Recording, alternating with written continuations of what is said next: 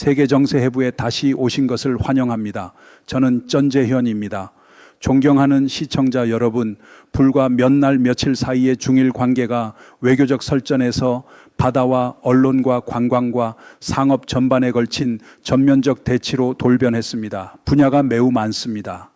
모든 것은 일본의 사네 다카이치 총리가 대만 문제에 관해 파장을 일으킨 발언을 한 뒤 중국이 최후 통첩에 금색 금을 그어 놓았다고 주장한 시점 이후 폭발했습니다. 그리고 10월 18일 도쿄는 즉시 외무성 아시아 대양주국장 가나이 마사키를 베이징에 파견해 일본의 강경한 입장을 재확인했습니다. 곧바로 말하자면 대만 해협의 충돌은 일본에 대한 충돌이라는 입장입니다.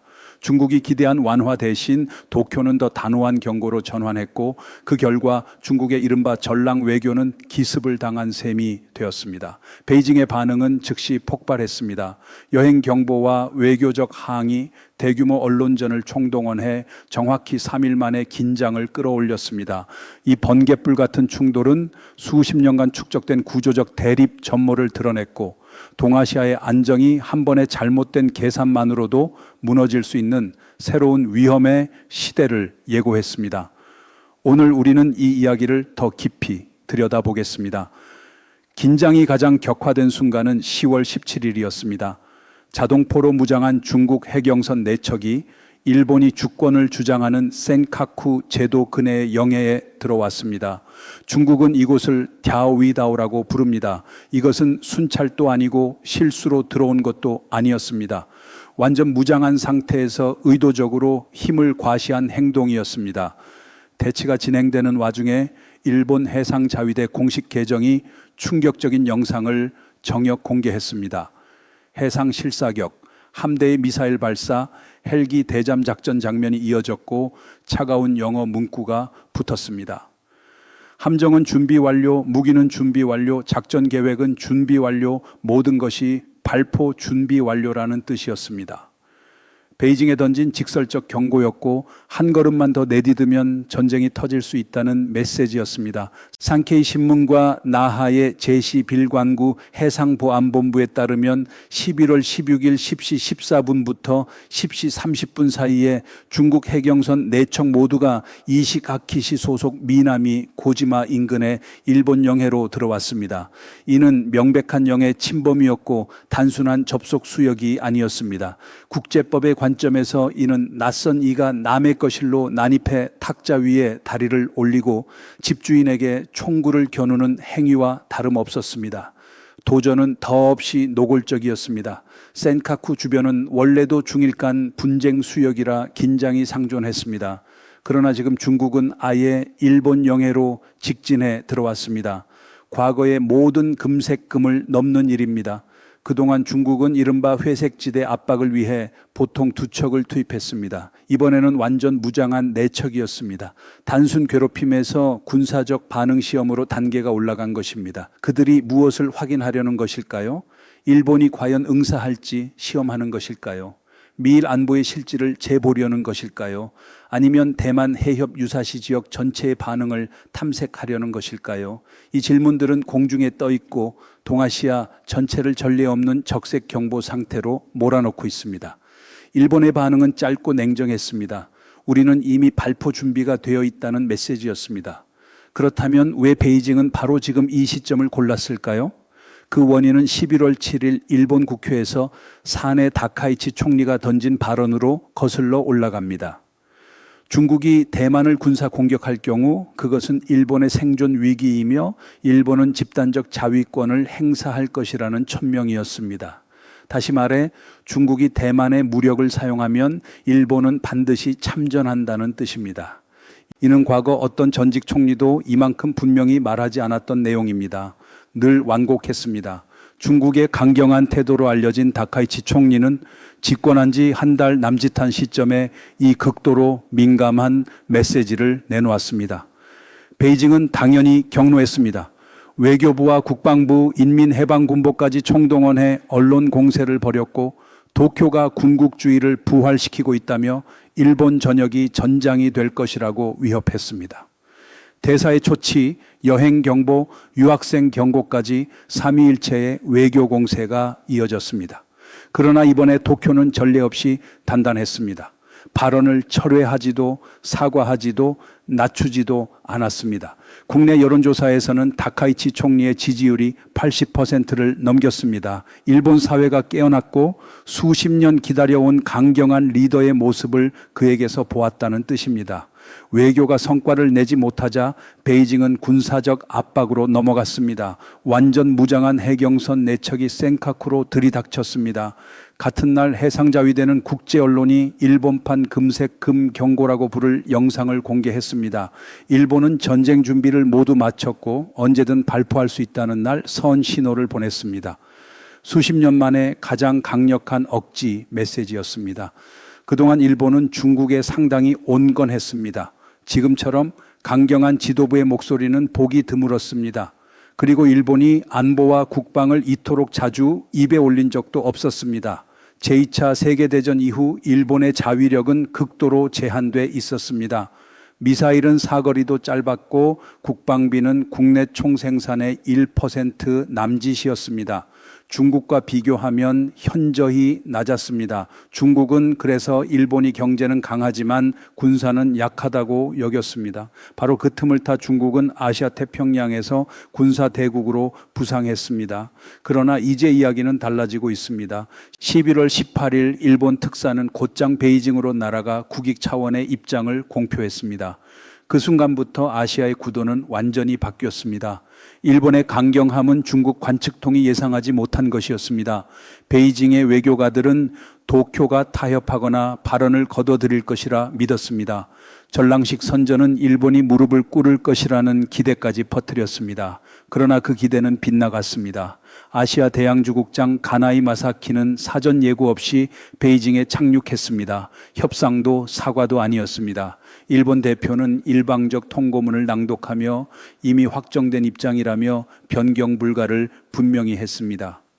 그 장면은 마치 한 외교관이 남의 집에 들어가 서류철을 탁자 위에 내려놓고 이것이 우리의 입장이라고 말한 뒤 마음에 들지 않으면 각자 해결하라고 하고 그대로 떠나는 모습과 같았습니다.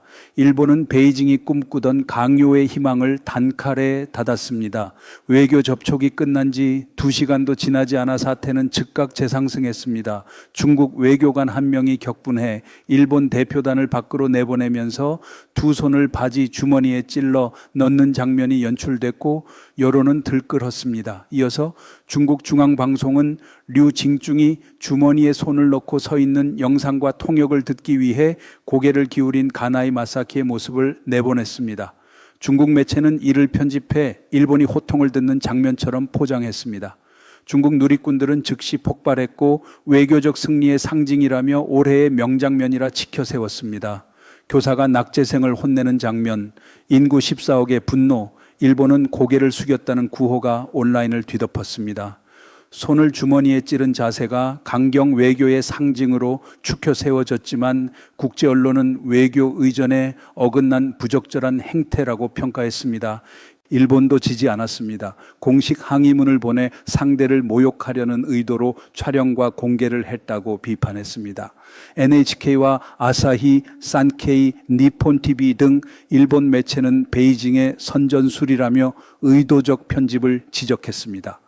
분석들은 가나이 마사키가 고개를 숙인 것이 아니라 통역을 듣기 위해 귀를 기울인 것이라고 설명했습니다. 류 징중의 자세는 무례했고 의전에도 맞지 않는 퍼포먼스였다는 지적이 이어졌습니다.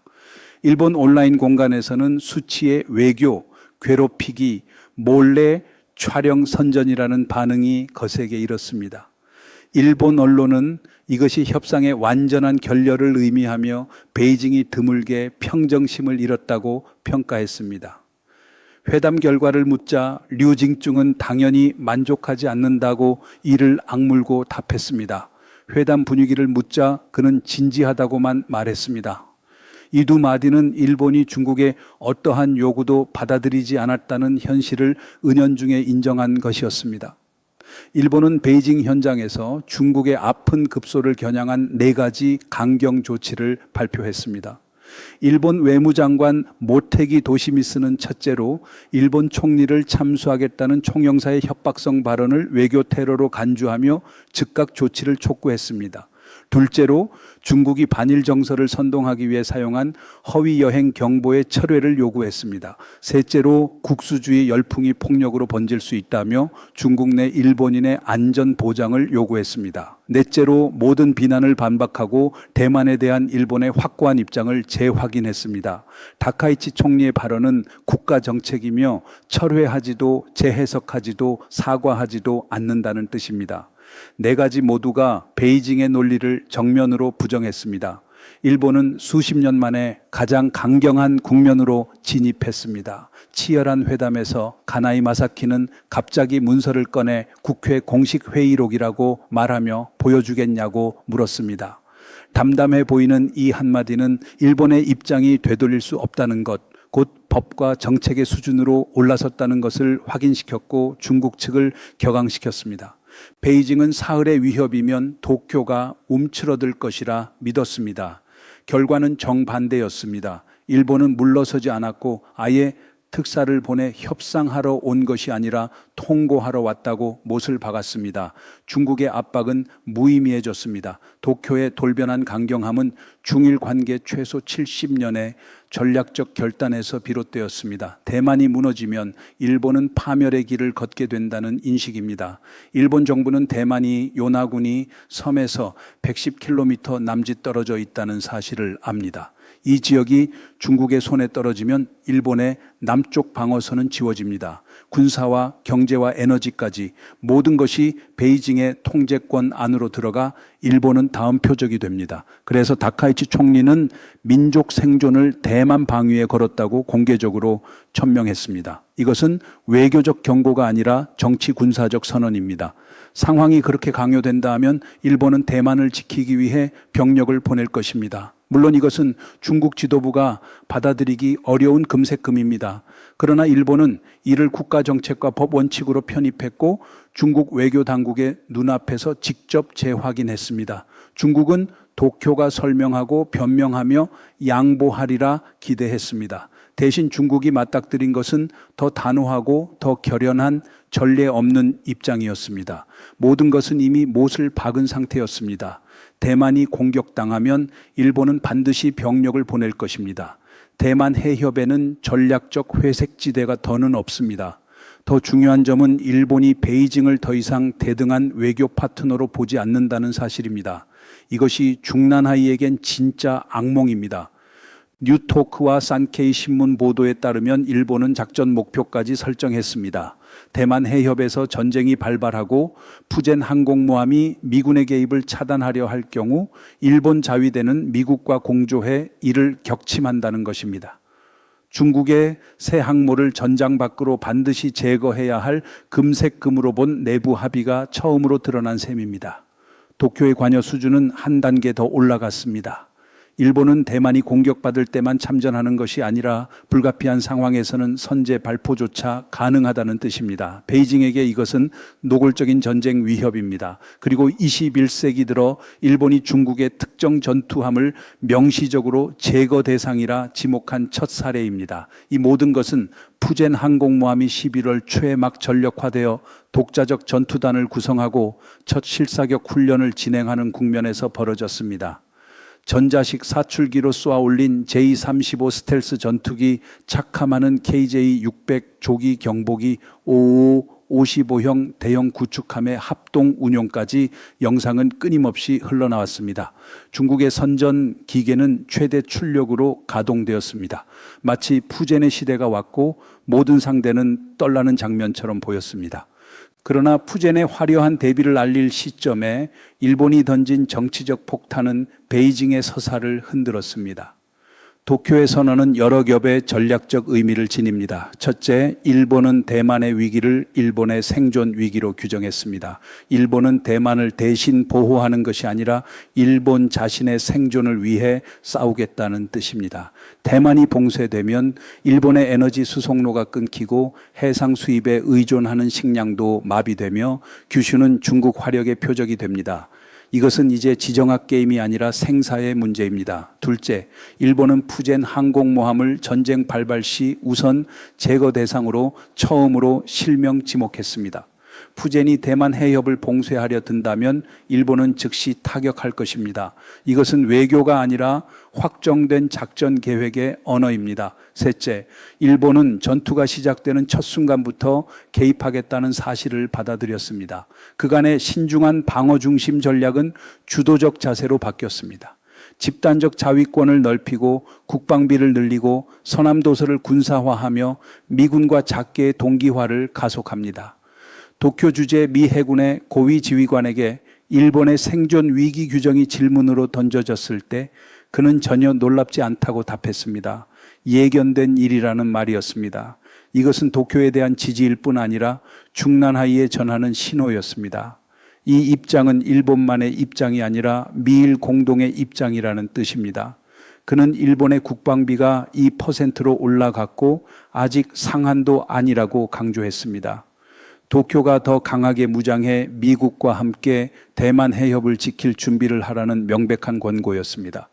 미국과 일본과 대만이 동시에 칼을 뽑는 지금 지역의 전략적 골격은 드러났습니다.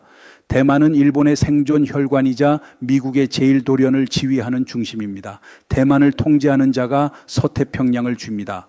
대만이 무너지면 일본은 목이 졸린 채로 자위를 해야 하고 미국의 태평양 방어 체계도 무너집니다. 그러면 베이징의 제2도련 진출은 활짝 열립니다. 그래서 워싱턴과 도쿄는 어떤 대가를 치르더라도 대만을 함께 지켜야 합니다.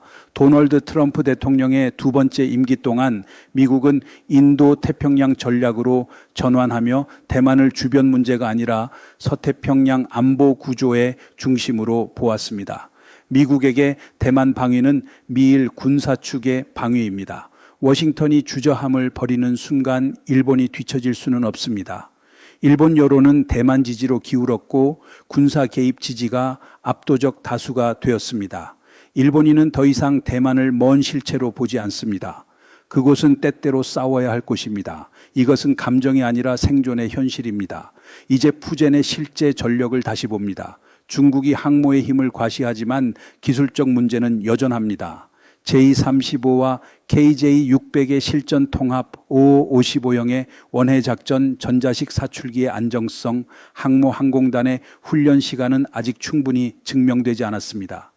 중국의 대잠 능력은 미국과 일본에 크게 뒤집니다. 반대로 미일 동맹은 항모 경멸을 위한 세트를 갖추고 있습니다. F-35B, E-2D 조기경보 공격형 잠수함, 미국의 장거리 대함 미사일과 일본의 타입 12 장거리 개량형까지 준비되어 있습니다. 푸젠이 대만 작전력으로 들어오면 생존 확률은 극히 낮습니다. 그러므로 일본의 필요시 격침 발언은 구호가 아니라 냉정한 전술평가입니다. 이번 중일 긴장의 의미는 분명해졌습니다. 미국과 일본과 대만의 새로운 전략 동맹이 형성되고 있습니다. 워싱턴의 군 당국자는 일본의 입장이 예측 범위였다고 말했고 일본의 국방비가 2%에 도달했으며 상한도 아니라고 강조했습니다. 베이징이 도쿄의 주저와 워싱턴의 후퇴를 믿는다면 그건 중대한 오판이라는 경고입니다. 미일 동맹은 깨어났고 대만은 외롭지 않으며 일본은 더 이상 움츠러들지 않고 미국도 흔들리지 않습니다. 베이징은 과거처럼 무력으로 아시아의 고개를 숙이게 만들지 못할 것입니다. 앞으로 이 변화는 중국이 후원지로 삼고 싶어하는 아시아 태평양의 전략을 송두리째 바꿀 수 있습니다. 그러나 지금은 그들의 길이 험합니다. 중국의 공세적 결단이 주변국을 서로 묶어 놓았기 때문입니다. 우리는 이미 미일 인도주의 쿼드를 보았습니다. 오커스도 보았습니다. 이제 미일 대만의 구도도 선명해지고 있습니다.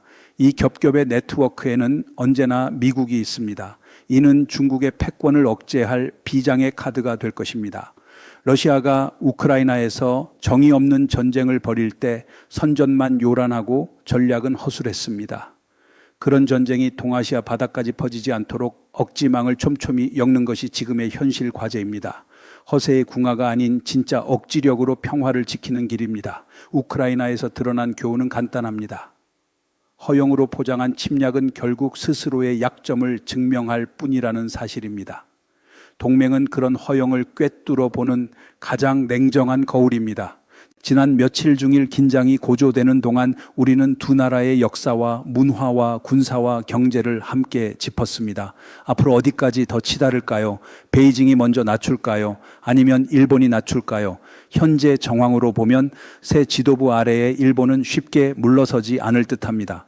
중국은 과거에도 경제적 수단으로 일본을 압박하려 했습니다. 그러나 일본은 중국 의존을 벗어나기 위해 애쓰고 있습니다. 탈출구를 찾는 길은 험난합니다. 그래도 정치적으로만 보자면 일본은 더 이상 두려워하지 않습니다. 함께 지켜보시지요. 오늘 세계정세해부는 여기서 마무리하겠습니다. 세계정세해부는 언제나 여러분의 댓글을 기다립니다. 시청해 주셔서 감사합니다. 다음 시간에 뵙겠습니다.